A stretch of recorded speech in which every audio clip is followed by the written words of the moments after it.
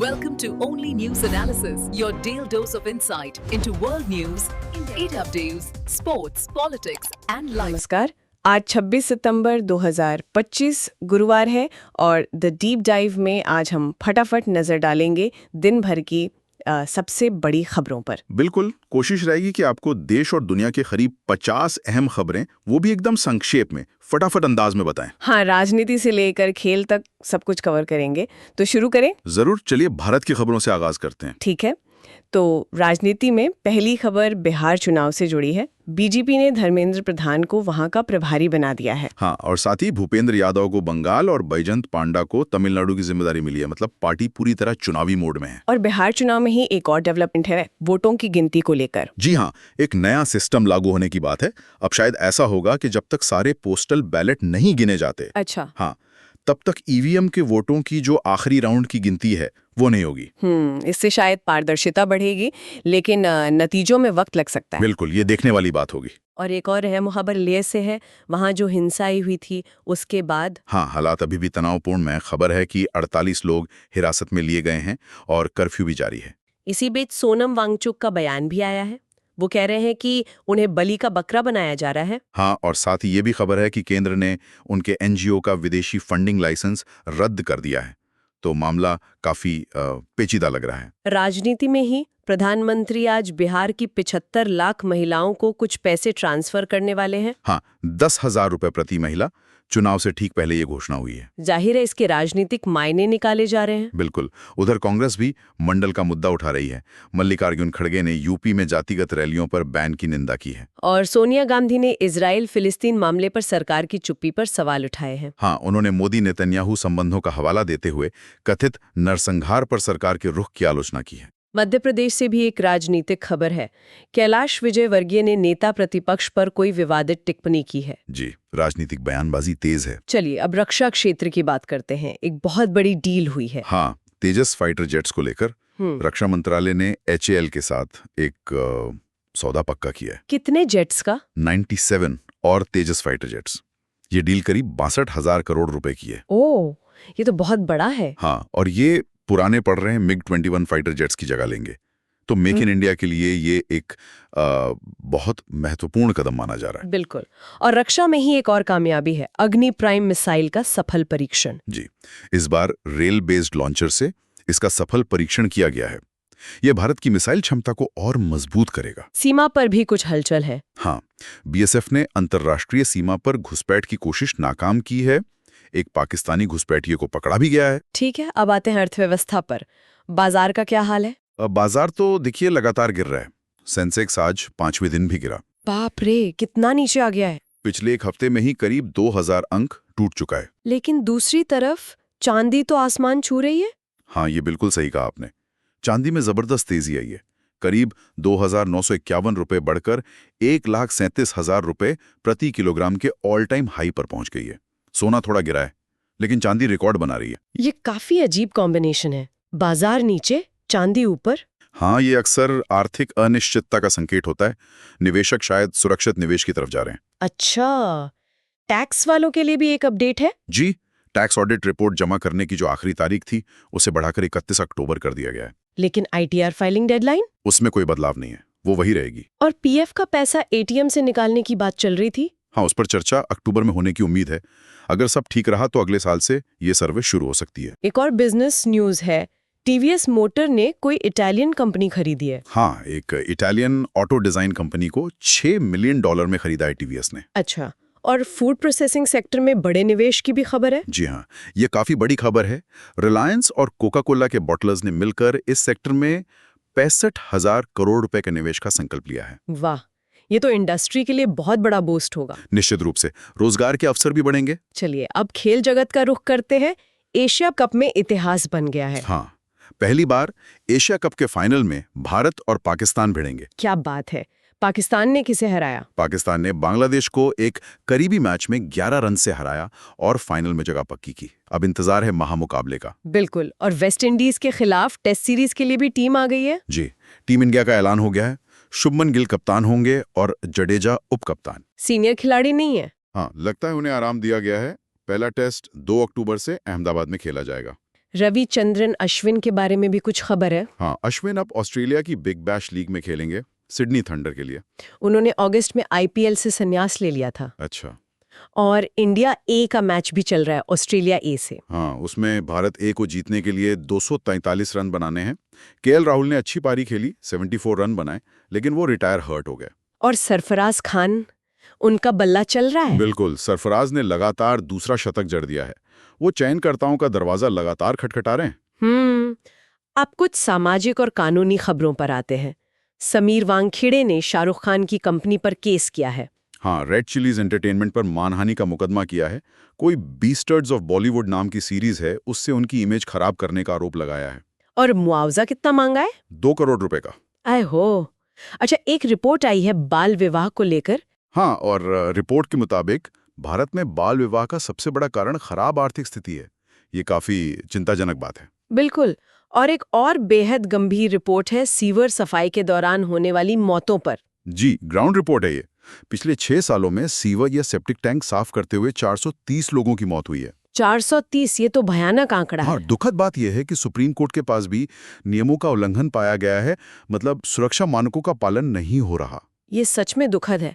Supreme court ने अदालतों के लिए कुछ निर्देश भी दिए हैं। हाँ, कहा है कि गंभीर मामलों में रोज सुनवाई होनी चाहिए और खासकर दुष्कर्म के मामलों में चार्जशीट दायर होने के 2 महीने के अंदर सुनवाई पूरी करने का निर्देश दिया है। ये जरूरी कदम है। पड़ोसी देश पाकिस्तान से भी एक अजीब खबर है। हाँ, वहाँ के स्कूली पाठ्यक्रम में कुछ बदलाव किए गए हैं। किताबों में अब ये पढ़ाया जा रहा है कि पाकिस्तानी सेना ने भारतीय सेना को 4 दिन में हरा दिया था। क्या? कौन से युद्ध की बात कर रहे हैं? इसे ऑपरेशन सिंदूर बताया गया है और ये भी दावा किया गया है कि अमेरिकी मध्यस्थता से युद्ध विराम हुआ था। ये काफी अजीब दावा है। सच में। और एक और हैरान करने वाली खबर है। एक अफगानी बच्चा प्लेन के पहियों में छिपकर भारत पहुंच गया। हाँ, और वो बच भी गया, बिना ऑक्सीजन और -50 डिग्री तापमान में सफर करके। ये तो किसी चमत्कार से कम नहीं। अविश्वसनीय। चलिए, अब दुनिया की खबरों का रुख करते हैं।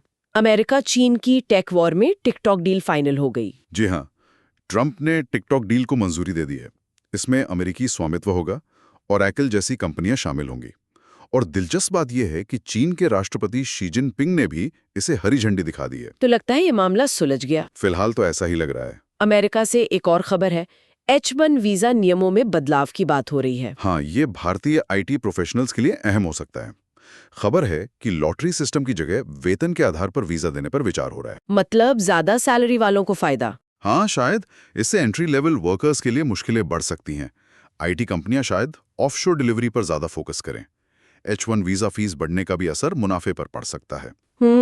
यूरोप में भी कुछ चल रहा है रूस को लेकर। हाँ, यूरोप एक ड्रोन वॉल बनाने पर विचार कर रहा है, रूसी घुसपैठ का मुकाबला करने के लिए। ये दिखाता है कि रूस को लेकर चिंताएं बढ़ रही हैं। और हमारे विदेश मंत्री S जयशंकर ने भी रूस पर अमेरिकी रुख की आलोचना की है। जी, उन्होंने रूसी तेल के मुद्दे पर अमेरिका के दोहरे मानकों की आलोचना की और आतंकवाद पर भी कड़ा संदेश दिया। उधर ट्रंप पाकिस्तान के प्रधानमंत्री से मिलने वाले हैं, जबकि पहले वो पाकिस्तान को पहले उन्होंने पाकिस्तान को आतंकवादियों का सुरक्षित पनाहगाह कहा था। तो ये मुलाकात काफी दिलचस्प होगी। अमेरिका में एक भारतीय मूल के डॉक्टर को सजा हुई है। हाँ, डॉक्टर नील के आनंद, उन्हें अनावश्यक दवाएं लिखने के जुर्म में 14 साल की जेल हुई है। इनमें 911 के मरीज भी शामिल थे। ओह, और अमेरिका ने अलास्का के पास रूसी बॉम्बर्स को भी रोका है। जी, फाइटर जेट्स भेजकर उन्हें इंटरसेप्ट किया गया हवाई क्षेत्र के पास। और एक खबर इजरायली प्रधानमंत्री नेतन्याहू को लेकर है। उनके विमान ने कई यूरोपीय देशों के एयर स्पेस से परहेज किया। हाँ, कथित फिलिस्तीनी युद्ध अपराधों के मामले में गिरफ्तारी से बचने के लिए ऐसा किया गया। ये काफी असाधारण बात है। बिल्कुल। रूस के विदेश मंत्री लावरोव ने भी यूएन में यूरोपीय नेताओं का सामना किया। हाँ, संयुक्त राष्ट्र महासभा में यूक्रेन के मुद्दे पर गहमागहमी रही। पेंटागन ने भी कोई बड़ी मीटिंग बुलाई है। जी, 800 टॉप अमेरिकी सैन्य नेताओं की एक दुर्लभ आपातकालीन बैठक बुलाई गई है। मकसद अभी साफ नहीं है। फ्रांस के पूर्व राष्ट्रपति को सजा हुई है। हाँ, निकोलस सार्कोजी को 5 साल की जेल और करीब 9,20,000 यूरो का जुर्माना लगा है। 2007 में लीबियाई तानाशाह से पैसे लेने की साजिश का आरोप था। और डेनमार्क की प्रधानमंत्री ने माफी मांगी है। जी, 60 साल पहले महिलाओं की जबरन नसबबंदी या गर्भ निरोधक डिवाइस लगाने के लिए उन्होंने माफी मांगी है। ट्रंप और तुर्की के राष्ट्रपति एर्दोगन की भी मुलाकात हुई। हाँ, ट्रंप ने एर्दोगन से रूसी तेल खरीदना बंद करने को कहा। F-35 जेट डील पर भी बात हुई। अब दुनिया की अर्थव्यवस्था पर आते हैं। अमेरिकी इकॉनमी बढ़ी है। हाँ, दूसरी तिमाही मतलब अप्रैल-जून में अप्रत्याशित रूप से 3.8% की दर से बढ़ी है। ये अच्छी खबर है। और एक्सेंचर के नतीजे भी अच्छे आए हैं। जी, एक्सेंचर की आय 7% बढ़ी है और बुकिंग भी मजबूत रही है 21.31 बी। इससे आईटी सेक्टर को थोड़ा सहारा मिला है। लेकिन वॉल स्ट्रीट तो गिरा है। हाँ, वॉल स्ट्रीट लगातार तीसरे दिन गिरा, टेक स्टॉक्स में गिरावट रही और बॉन्ड यील्ड्स बढ़ी हैं। स्टारबक्स ने भी कुछ स्टोर बंद किए जी, हैं। अमेरिका और कनाडा में स्टोर बंद करने और 900 नौकरियों में कटौती का ऐलान किया है स्टारबक्स ने। टेक्नोलॉजी में एलन मस्क और ट्रंप फिर साथ दिखे। हाँ, चार्ली कर्क के अंतिम संस्कार के बाद खबर है कि शायद सबसे शक्तिशाली एआई बनाने पर कोई चर्चा हुई हो। सुरक्षा और अपराध की खबरें भी हैं। डैलस शूटर के बारे में क्या पता चला? पता चला है कि वो अमेरिकी सरकार से नफरत करता था और उसका निशाना फेडरल एजेंट थे। और मध्य पूर्व में इजराइल ने यमन पर हमला किया। हाँ, हूती विद्रोहियों ने पहले एलियट पर ड्रोन से बमबारी की थी। उसके जवाब में इजराइल ने यमन पर हमला किया और हूती मुख्यालय नष्ट करने का दावा किया है। कैलिफोर्निया में एक बड़ी लूट हुई। जी, एक ज्वेलरी स्टोर में $1 मिलियन की डकैती हुई।